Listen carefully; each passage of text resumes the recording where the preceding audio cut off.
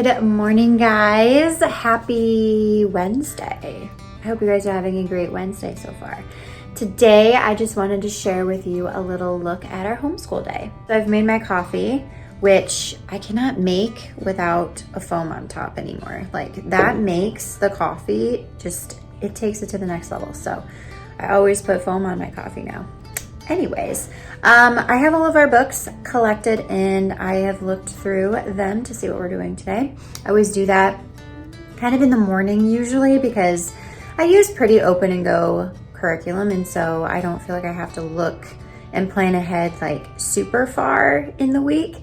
Usually the morning of is perfectly fine, other than I do on the weekends usually look at like what supplies, or if I need books for things, I will look. But I have taken a look at what we're doing today. It's a pretty simple day. We're gonna be doing and starting lesson 10 in All About Reading 2. And then we are on lesson 79 in Apology and Math 2 for my second grader. And then for my kindergartner, she is starting lesson 37 in Letters and Numbers 4. So we're gonna get started with those now. I just went to wake up my 13-year-old who likes to sleep in. So while she's kind of getting around today, I'm going to do school with the other two. So let's go. Okay, I'm gonna build a word. F-R-O-Z-E-N.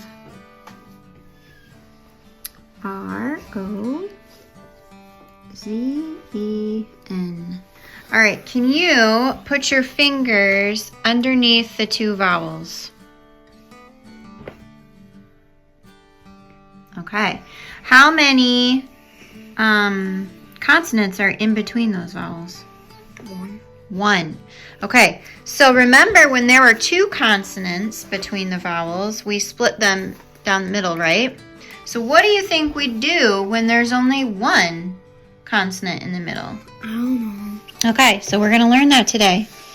When there's just one consonant tile between the vowels, we usually divide the word so the consonant goes with the second syllable, okay? So you would divide it between, you would take that consonant and he would go with the second syllable over here. So you're going to split it like that. Okay, usually. So also to note is that in your first syllable, do you see how the vowel is right there? So does that make it an open or closed syllable? Closed. No, open. Open. When it's separated like that, it makes it, the first syllable is open. So what does that mean that O says? Oh. So what is this word? Flow. Fro. Zen. Frozen. Frozen. Good job. Contest. Oh, contest. Good. This is a leap word. Have. Good. By. From. From. No? Fly. Try. Frost. Flaps. What? What? So. Flapped. Oh. You. Good job. I would all of those. Because you're awesome. What is this word? That. Okay, is it open or closed? Close. It's open, so what does that E say? E. So what word is B. it? B. Good job. Another word. B-E-L-O-N-G.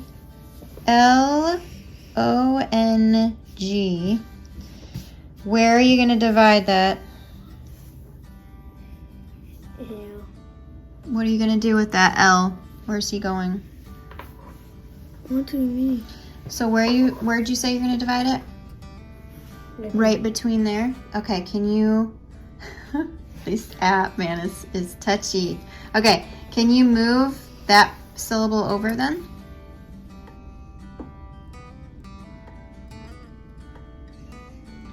Okay, now what word is that?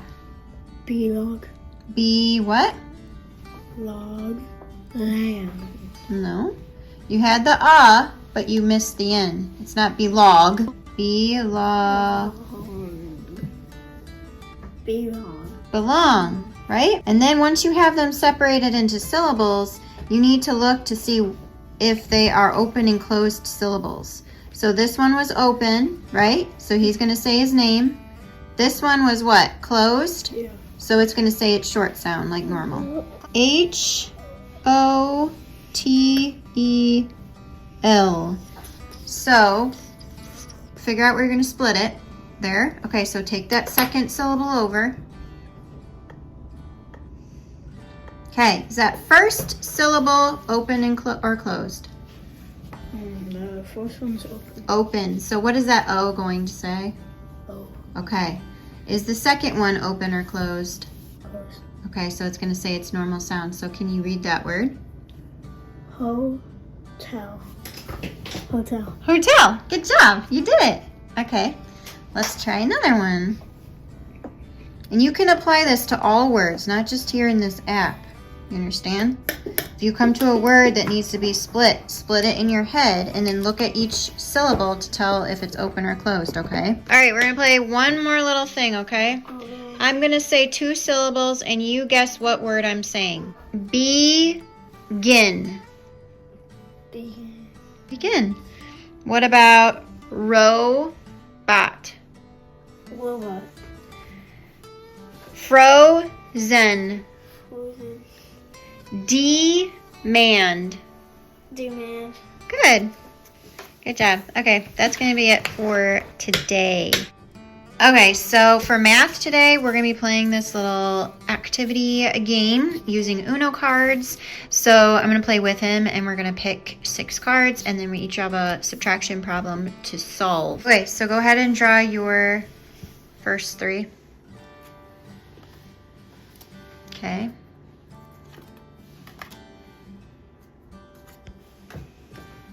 Okay, now draw your second 3.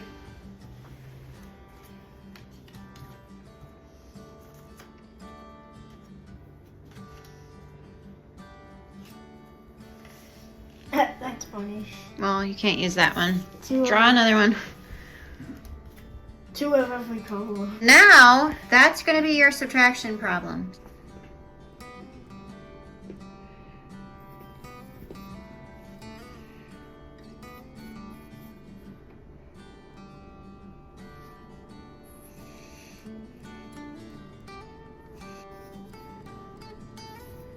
Do I do all of them? 8 minus 4 is 4. 6 minus 6 is 8. So your answer is That 41. 41. Okay, because I wasn't thinking, obviously, I have to put the bigger number over the smaller number, obviously. Oops. Okay, so starting over, 5 minus 1 is 4. I cannot take 9 away from 1, so I'm going to borrow. 11 minus 9 is 2. 6 minus 5 is 1. So my answer is 124. In this lesson, we're going to focus on subtracting when there are zeros in the number. Oh, starting here, 5 minus 7 we can't do, right? So we got to borrow. He has a 0. Okay, so we can't borrow from him because he's a 0. So we actually have to go over one more place and borrow from this guy and make him a 5. And then this guy becomes a 10. And then we can borrow from him. So start here. Cannot take 3 away, right? So you come to this neighbor. He has nothing. So this neighbor goes to this neighbor. Make him a... 7. Yep. 7 up here. Oh, Wherever. Okay, so he's a 7. This guy changes into a what? Because he borrowed 1 from him.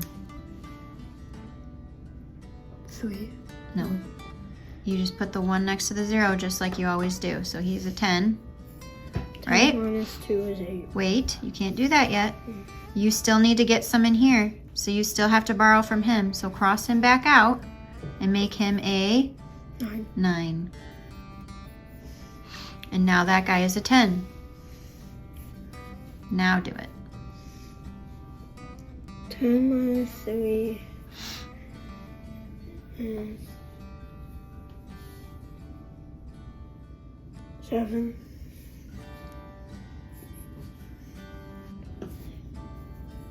And then 7 minus nothing is what? 7. 777.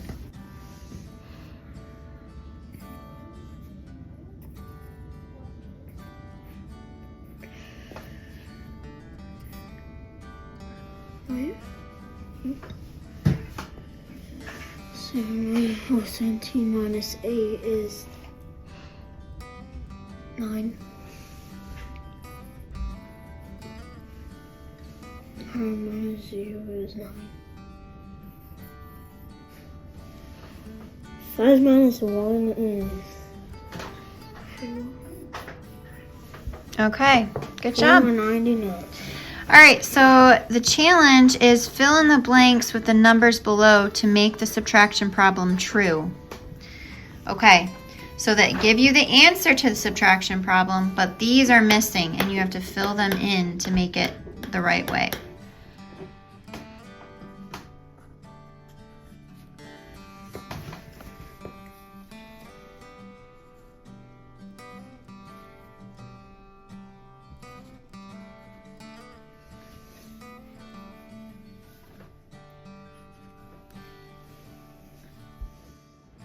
That's 2. That's 2, so that works, right? What about the next one? Is 4 minus 1, 3? Yeah. Yeah, so we got it. All right, so fill in the numbers correctly. Erase that. Rupel's Griffin Vulture. Meet Vincent Vulture. Can you hear what his name starts with? V says woo. Yep. Kind of tickles when you say V sound, doesn't it? There are more than 20 species of vultures living on all the continents except for Australia and Antarctica. Vincent is a Rupel's Griffin vulture. These vultures are native to the continent of Africa and are known for being the highest flying birds on Earth. They fly the highest.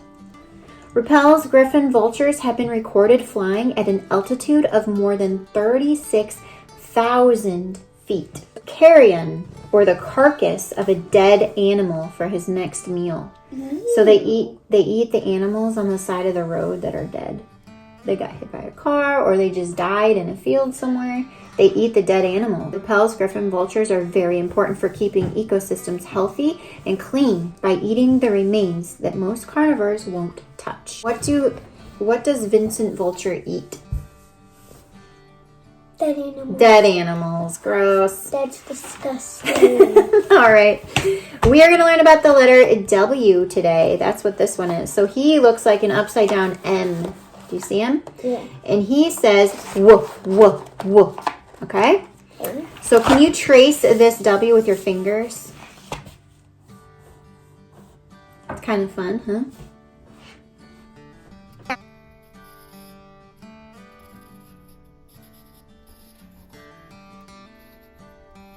Can you count to 18? 1, 2, 3, 4, 5, 6, 7, 8, 9, 10, 11, 12, 13, 14, 15, 16, 17, 18. Good job. 19. I know. Can you trace the 18s? So you write an 18 with a 1 and then an 8. It says to cut these out, but I don't think we have to. We're just going to kind of point to them. You're going to listen for the vowel sound that are in these words. Okay, that's in these words. This here is a cat. What letter do you hear in the middle? C. Well, C is the beginning. What's the middle sound? Cat. T. T is the ending sound. What's the middle sound? K. At. K. At. A. A. Yes. So you just have to listen. And Bed. D. D is at the end. B is at the beginning. bed. What's the that you're saying in the middle? What's that says eh? Does A say eh? No. Does E say eh? Huh? Yeah? Yeah. Yeah? Okay, good. All right, what about sit? You got an S that says S, and then what's the middle? It. What's that middle sound? Say the word. Say sit. Sit. Okay, now draw it out. Sit. I'll help you. Ready? Say it with me. Sit. What's that sound? Hi, good job. You're getting it. Just gotta listen. 10. Okay, what's that you're doing?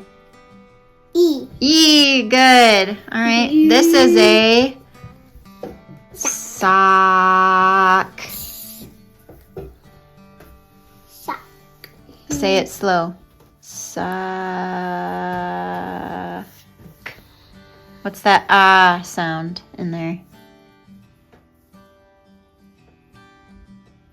What says ah? Oh. Yeah, good job. Oh. All right, what about Bib. bib? Yes, can you say it slow? Bib. What's that sound in the middle? B is in B is the beginning. Yeah, but there's another B in the There is, but it's at the end. So it's B something B. That's how you spell this word. So yeah, we have to figure out what that something is in the middle, okay? So listen to me. Bib. What's that sound? E. I. Which one? I. I. Good. Can you do this last one? It's mop. What's that? Oh.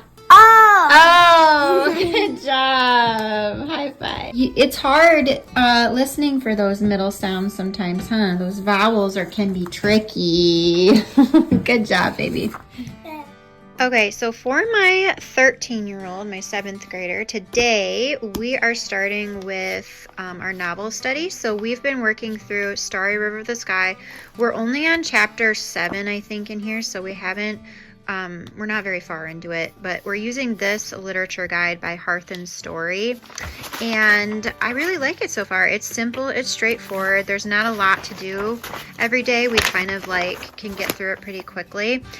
These are blank because we've been doing these orally. So what's exciting about today's chapter is we actually have a recipe to make, and I actually ordered tofu and sesame seeds, which is all I didn't have with this. So I got to go pick that up. I did it as a Target pickup, but I got to go get that today so that we can do that later. We're liking it so far. We read Where the Mountain Meets the Moon by Grace Lynn, and we really loved that story, so this one's going well too. So we're going to start with that today. The sun was finally beginning to dip in the sky, and Widow Yan was frying her famous fermented tofu. It was strange how something that smelled so foul could taste so delicious. Oh, the joke about... Bad. What? It's going to smell bad. I don't know. This is fermented, so that's a little bit different than I think normal tofu. So fermented is where it sits and bacteria and stuff grow with it. Ew. But not in a bad way. It's like fermented cheese or sourdough. I know, but sourdough bread kind of ferments too, like the starter does before you make the bread. I don't know. It's just a weird process. Actually, some fermented food's really good for your gut health, actually. So anyway, beyond the point, Widow Yan's tofu seemed to be proof of this, as an odor reminiscent of rotting garbage mixed with an unemptied chamber pot reeked from it. Rendy could not think of anything that smelled more unpleasant, but he had often seen my land sneak some of the tofu over the wall to Pai, who ate it with rapture. Rendy brought the teacups to the table, setting them down one by one with a solid thud. With each thump, Master Chow groaned. "Oh, my head," Master Chow said, placing the palm of his hand to his forehead. "Please give me some quiet and some peace." Okay, so now we're moving into Right Shop. So today she's going to start writing her actual final project for this unit. So we've been working on Unit 8, which is all about story summary writing. So she has to do an introduction paragraph that talks about the main idea of the story, and then her body has to be 3 paragraphs, and each one is about a supporting subtopic.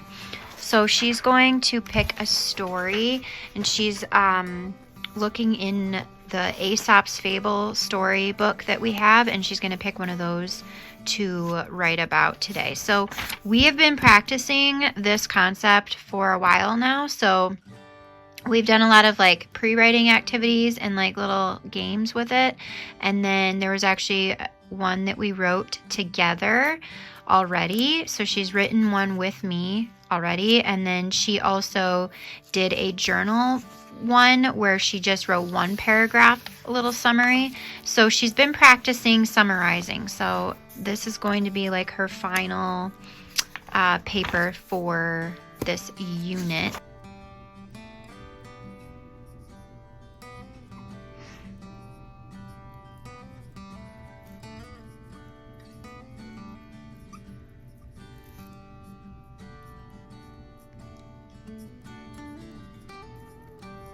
Okay, so Lacey has finished her paper here, her story summary. So she typed it up because it's a lot faster for her to do it that way than just handwrite it. Okay, so we're going to move on. The number line keeps going in both directions. That is why we use arrows at the end to show that it continues. Okay, so here's your example here. You're going to graph the number -4 on the number line. So you just draw a dot on -4, which is 4 spaces to the left of 0.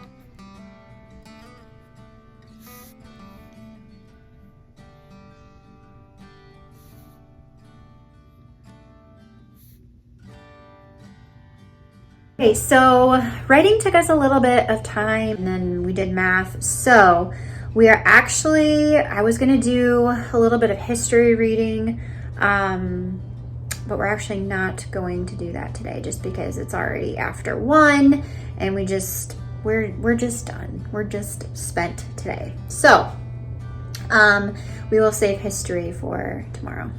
But I hope that you enjoyed following us along a little bit and seeing a glimpse into some of the things we do during our homeschool day.